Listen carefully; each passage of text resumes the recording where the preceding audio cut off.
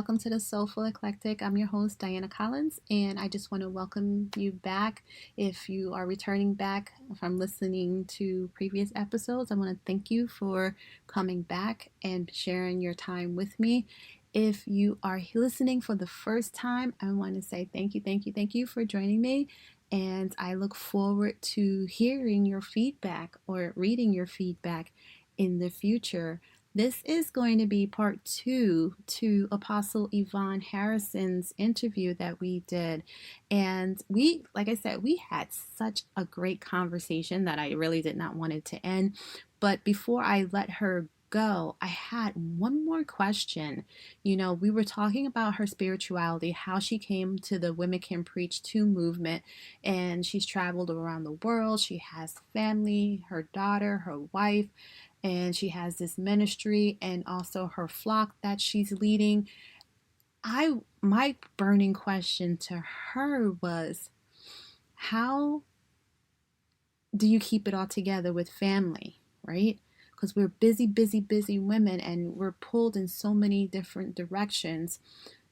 And being Black American, counseling and seeking counsel is a taboo, right? So I asked Apostle Yvonne, has she and her family sought counseling at some point, to maintain that structure of home? So with that, we're going to lead into her response. I hope you enjoy it, and I hope it resonates with you. So with that, we're going to go right into our part 2. Thank you.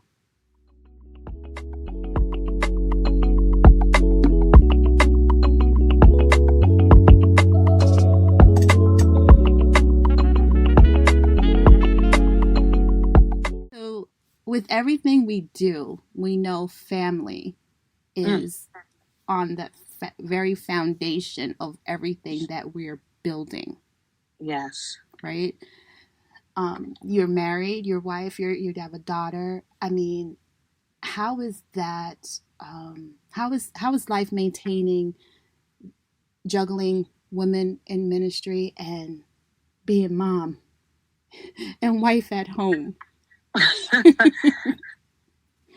Well, I can say that I am elated that God chose me, first of all, to be a wife and to be a mom, to be a parent.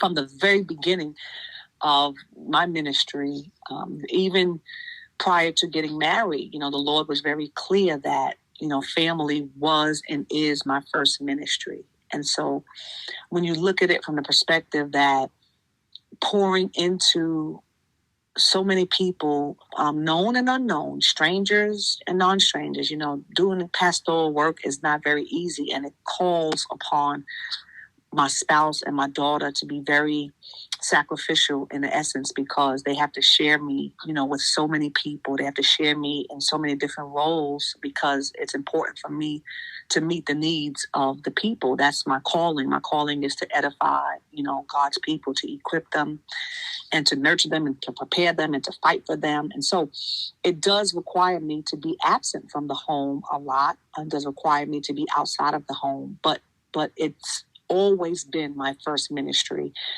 People, if you heard, let's say, about Apostle Harrison, or someone said, tell me something that you know about her, they will always first say that she's family oriented. She loves her family. My family travels, all itinerant preaching, all engagements, all assignments. My family is present with me.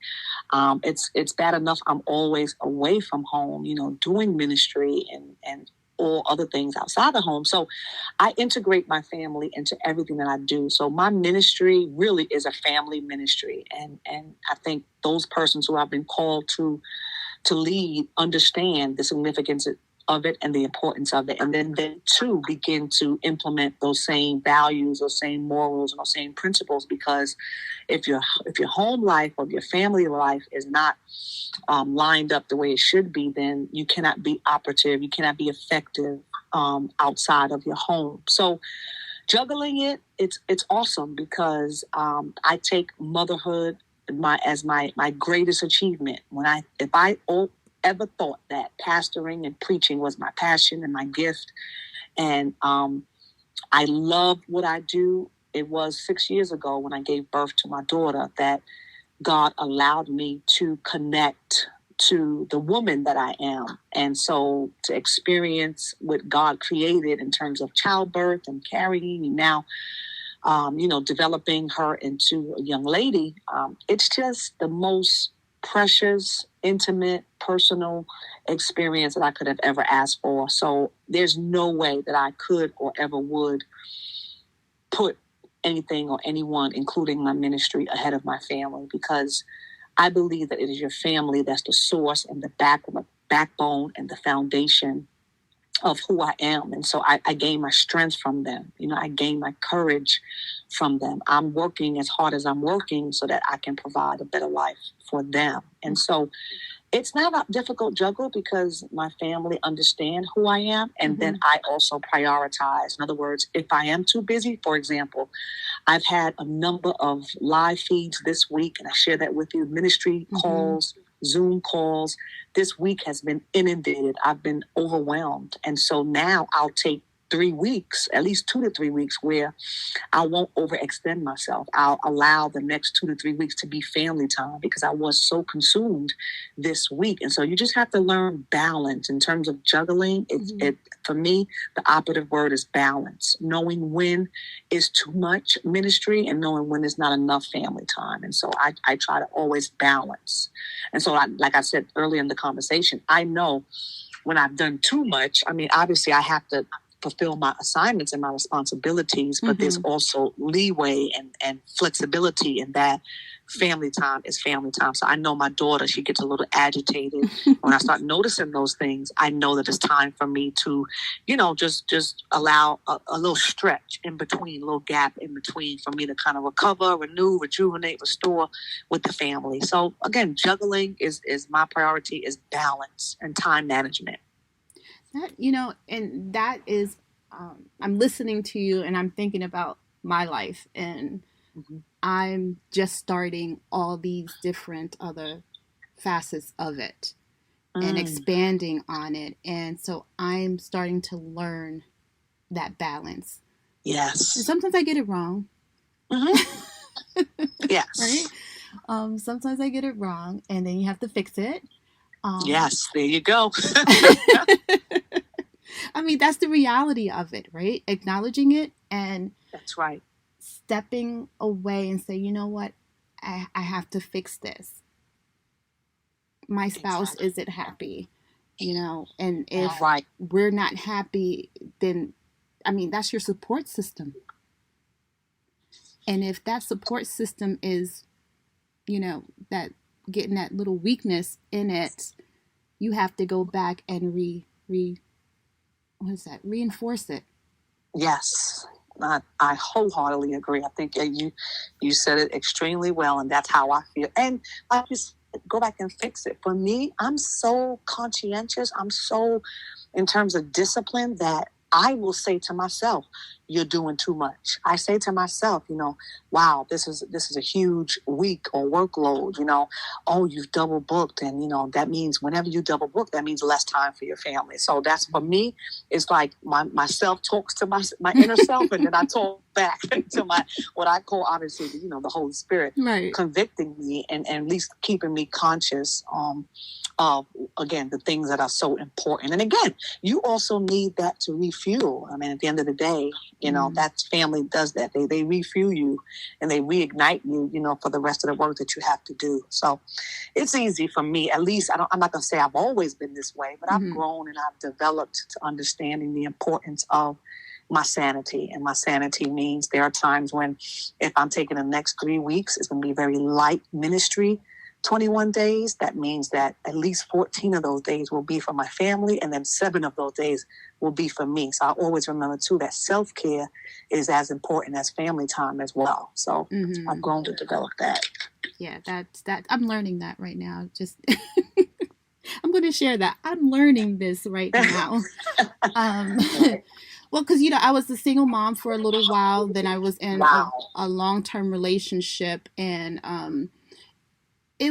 she was very controlling and abusive, and so then I left that and went to another one, and then I got married to my husband, who is transgendered male. Oh, nice. Love it. Yeah, so that's why I'm like, yeah, the whole LGBT community is just me. Gotcha. Oh, I love it. So I've had so many transitions in my life, and I've always been busy, always been 100% on the go, full speed ahead. Gotcha. So that's okay. In that, I'm learning how to pull back. So listening to you, and it's like, wow, she is so right. I have to take that moment and step back, because like I tell my students, you can't give from an empty well. And that's one thing that I noticed, that if I keep pouring out, my well gets empty. Yes, that's right. Yeah. So, amen. So thank you so much for reaffirming that. So I have to, oh gosh, now I have to go and do some soul searching. It's all good. It's all in that growth, and becoming that authentic person that you are. And like I said, you make mistakes, and you just got to go back and fix it. Yes. And grow from it, because if you don't learn anything from it, then you're just going to keep doing the same thing over again. That's right. So learning from those things is definitely pivotal in that. Do you plan on incorporating counseling at some point? I don't know if I know you said you have grown into and this person that you are, and having that comfort level to know when to step back. Have you done any marriage counseling or family counseling to get to that point? Because I know for us as a Black community, sharing is something we don't do. Oh, yeah. You mean personally for yourself, or extending an invitation for those who are under my leadership? For yourself and extending. Oh, both. Yes. Oh, no. I'm a proponent. I do marital counseling. I do relationship counseling. And for myself, first of all, the fact that me as a person, that you can only manage and maintain and take on but so much. So myself, I have a counselor myself that I go to. Most times it's once a month, and or she's available, let's say if I need an emergency, intervention, I can call her anytime. So it's always imperative and important for me, because we have condemned, so to speak, and we have this like Black taboo as it pertains to clergy or Christianity and therapy, when I personally believe that they go hand in hand. I think that it's a wellspring of life. It's to me, it's the extra added help and assistance that we need to be able to keep our mind, our soul, our spirit, free from the toxicity, because first of all, we ourselves can participate in that, and or what we intake can become very overbearing at times. So also, I am actually, my belief, I've done mental health seminars and workshops. I don't have any certifications in that area, aside from what I've achieved in seminary, but I believe from Women Can Preach too, I am actually working now with a woman who, I can't say too much now, but it's my desire to have her come on as a certified vetted counselor, so that all of the women that come through Women Can Preach too will have someone that they can go to, because I just believe ministry and therapy go hand in hand. So I think it's very imperative that I allow that lane for them in terms of privacy and safety and restoration for them. So yes, it's very important and it's significant in my life, because every person individually grows, develops, and matriculates depending upon what area of life you're in. There are circumstances, there are the vicissitudes of life, there are outside forces, challenges, experiences that change over time. And you have to learn how to change and grow with them so that you're not constantly overwhelmed or consumed by what's going on around you. Mm-hmm. So, wow. Definitely. Yeah, I try to tell a lot of people that because they shy away from it. But for women and men of color, it's hard to find therapists that look like us. You know, especially someplace like where I am in Arizona. If I can find a therapist for a patient that wants someone of color, they have to travel at least an hour from where they are to get to that therapist. Which now is not a huge dilemma because everything is now virtually. So yeah. I think that takes it to a positive because that extends the reach of the therapy for them. But yeah, it's hard because we want someone that looks like us who's going to understand us. Yes, that's right. Exactly. You know, trying to tell someone who's white about my problems, I'm looking at you. You have no clue, dude. What?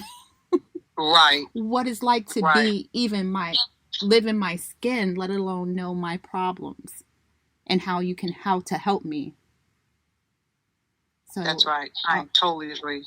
I think that's a great thing. And the fact that you too participate and keep your mental health together. Oh, yes. Listen, I tell people all the time, and I'm not ashamed of it, you know, because to me, I believe that I'm empowered and strengthened. In fact, I'm a better pastor. I'm a better wife. I'm a better mother. I'm a better friend because I'm conscious enough and mature enough to understand that it is imperative for me to keep my sanity, you know, first, and not to implode or explode, you know, on other people. And the only way you can do it is to have someone who, you know, you can share, you know, what you're experiencing with. And again, and my counselor, I was very intentional that I didn't want a Christian, you know, I didn't want someone in the area, you know, that is what I do for a living. So he's a vetted counselor outside of the norm of, you know, my denomination and my religion. And it's comfortable. I mean, I'm comfortable because I can go to her with anything. It's not just ministry, but anything that I'm dealing with, life, family, ministry, marriage. And so it's very refreshing and very rewarding. And so it's almost like, you know, a car needing gas. You know what I mean? It's seriously. And so that's my refuel, basically. You know, it's almost like, you know, a car can't even go without wheels. Like that's my wheels on my car. You know, I mean, so many other analogies that I can, you know, utilize, but it's very important. No, that's a great way to put it, though. You know, we keep jumping in the car expecting it to go, right? That's right. But if you don't do the maintenance, it's going to crash on you at some point. That's right. Exactly. And that's the human body. That's the human spirit. That's right. Right. So, wow. Oh, wow. I'm going to use that in my class. I just want you to know that. Good. Of course. Please do. I give my students a quote of the day whenever we're in presence with each other to kind of help lift them because they're in nursing school and it's hard. I'm the first nursing experience that they get, and you know what? I hit them hard and I hit them running. You know, they hit the floor running when they get to me, and they're like, "Oh my gosh, I don't know what I'm going to do." I said, "You're going to make it if this is what you want. You're just going to persevere through." That's right. Exactly.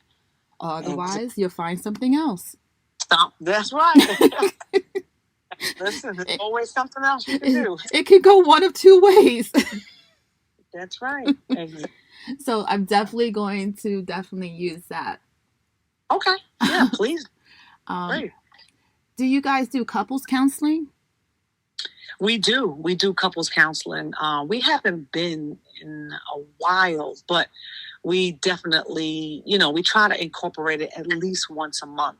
But we're definitely important because even individually, maritally, you will grow at different speeds, at different paces, in different seasons, and a lot of times to really, I think, deal with that that uneasiness and the imbalance at times is because you have to respect the fact that we both have different lives, and not just different lives, but we also, are managing a child. And so in doing that, to keep the constant, I would say, I don't know what's the word I want to use, to keep the flow of the consistency of putting each other first. It's important to have those discussions that sometimes you can't have at home, because it may get too heated, right, and you need that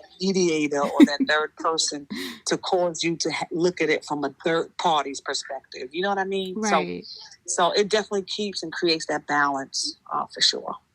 Wow. Yeah. Well, thank you so much for that. You gave me so much food for thought, so I know those listening are going to have food for thought.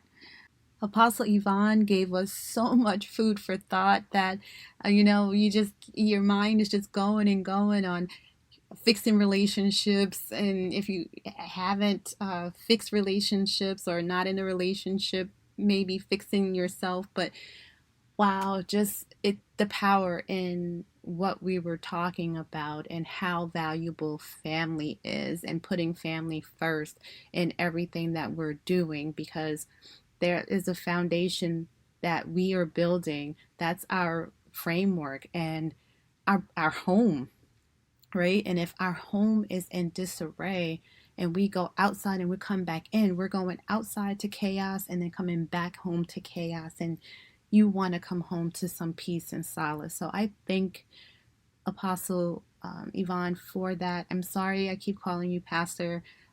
That's where my mind goes, so please do forgive me for that, Apostle Yvonne. But I value the wisdom and the encouragement and the counseling, right, that you shared with the listeners, with myself, because like I said, you have given some serious food for thought, and I know if I have taken away something from our conversation, I know those listening definitely will as well. So thank you again for being the wonderful person that you are. I appreciate you for coming on to the podcast and sharing yourself, your story, and your authenticity, and also bringing more light to women in ministry, and just not just women in ministry, but Black women in ministry. And your Women Can Preach to movement. So thank you again.